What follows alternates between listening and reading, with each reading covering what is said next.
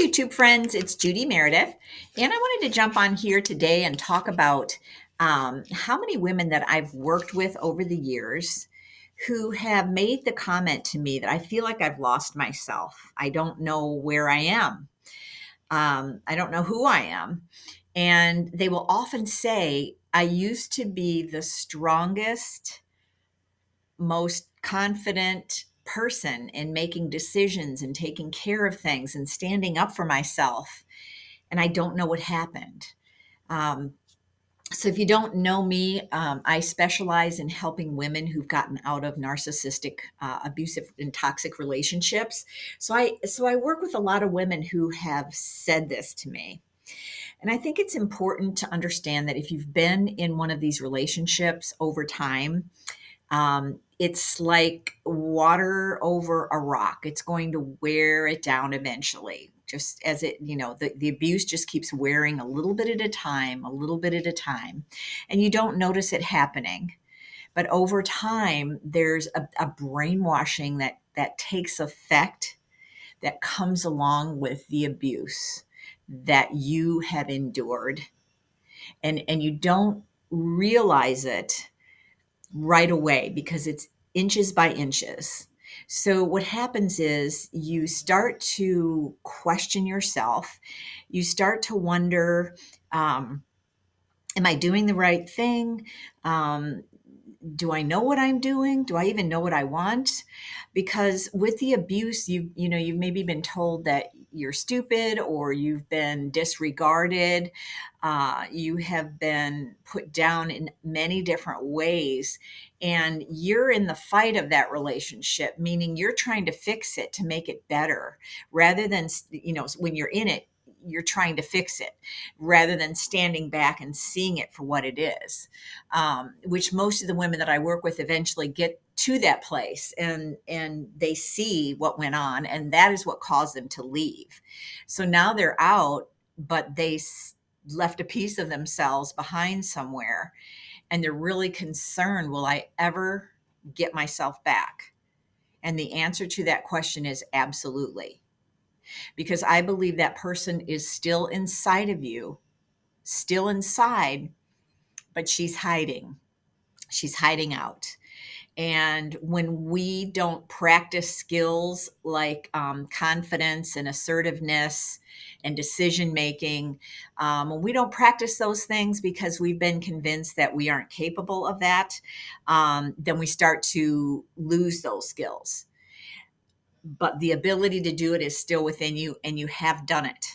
And also, there's a way that women survive by setting all of that stuff of their life aside, because there's so much energy given to just the actual survival of the relationship day by day. You can't even focus over here on your life and your decisions and your confidence and your, whatever it is you want to do with your life and your goals and plans, because your energy is being diverted into surviving this situation day by day and trying to help this person and trying to make them be somebody they're not, in various ways, and thinking that you need to be there for them. So if you've gotten out, that is huge. You've given yourself a huge gift. And the person who got you out is the person that you used to be, that you still are. And it's in here. And you just have to access it again little by little. So for starting, the first thing you need to do is acknowledge and thank yourself for giving yourself the gift of freedom from that, because now you can rebuild again. So that's really important. Um, a lot of women are concerned that they will lose the person of who they are, the loving person, the person with the empathy, the person who cares about others. And I always tell them, don't give that person up. You don't need to. But what you do need to do is add in some other skills in life and understand that the people out there in the world are not always nice, and they don't always have your best interests at heart. But because you are the type of person who operates that way in the world, you make an incorrect assumption that everybody else does too. when in fact there are plenty of narcissists out there that will see this in you, and they will come to you and gravitate to you because you are that giving person. So add in the skills that you need to protect that wonderful person who you are. Don't give that away to just anybody in the future. And at this point, you probably, if you just gotten out, you're probably thinking, I don't want any other relationships. But I'm talking about all your relationships, not just a romantic relationship. Protect yourself at work, in a family situations, with friendships, everything. You have to recognize, I am a loving person. I am a caring person. I have a lot to give, but I'm not giving it to just anybody. And I'm not going to give it away without some kind of something coming back at me from that other person that's loving and supportive also. So you want that even exchange of energy. Okay. The skill that you need to add in is just being able to know when and how to say no, F off, to whomever or whatever needs to hear that from you in whatever way you say that. Once you acquire that skill, that does not mean that the person of who you are is gone. It just means that you've added something in to protect that person. And it's vital that you do it, so that you don't find yourself in an ongoing pattern of being in relationships with narcissists or being in friendships with narcissists.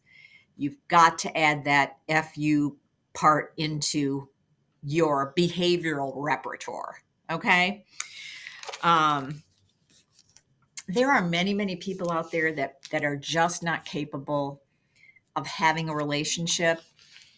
And I want to point that out before I end this video, because a lot of women will get involved with these narcissists and they will control them by saying things like, oh, I'm depressed, I'm anxious, I can't go with you, or we can't go out because I'm just having anxiety or whatever. And then it's like a manipulative tactic. And that's just one example of one of the tactics they use. And then you end up trying to help them with that rather than saying, this person has issues that they are not dealing with, and I can't fix that for them. They must fix it. How much of my life do I want to give up for a person who is not dealing with their own issues? There's time to cut bait and leave, and to say to the person, you need to fix that. I'm not going to be here for that. That's not fair to me. Okay. So you are not put here to be diminished or shrunk, or to have your life be diminished or shrunk. That's not why you're here. We're here to shine our lights. And the way to do that is to protect your light. Protect your light first. Know when to set that boundary. Now, one more piece of advice before I sign off of here. In getting yourself back and working on that path to getting back in touch with that strong person that's inside of you, focus on everything that you have done right. Because your narcissist partner, no doubt, pointed out everything that he or she thought was wrong with you. And that constant barrage and that water again running over you, like wearing you down. You need to hear from yourself and from people who support you about how many wonderful things you've done, and some of the even little things that you've done that have been right. So focus on those, maybe do a journaling on it. What have I done right? And that is where you're going to start realizing your potential and realizing how you were able to survive this relationship. And now you've given yourself the gift of getting out, so you don't have to take all your energy and use it surviving something that isn't survivable, first of all, but is taking away your life. You can use your energy now to invest in your life and the things you want to do and the things you want to manifest. The list is endless of what you can do. And once you free yourself from this, now you can get on with the life.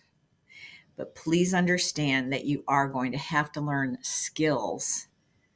You're going to have to add in skills to protect the person of who you are. And that does not make you a bad person or a mean person. That just makes you a smart person.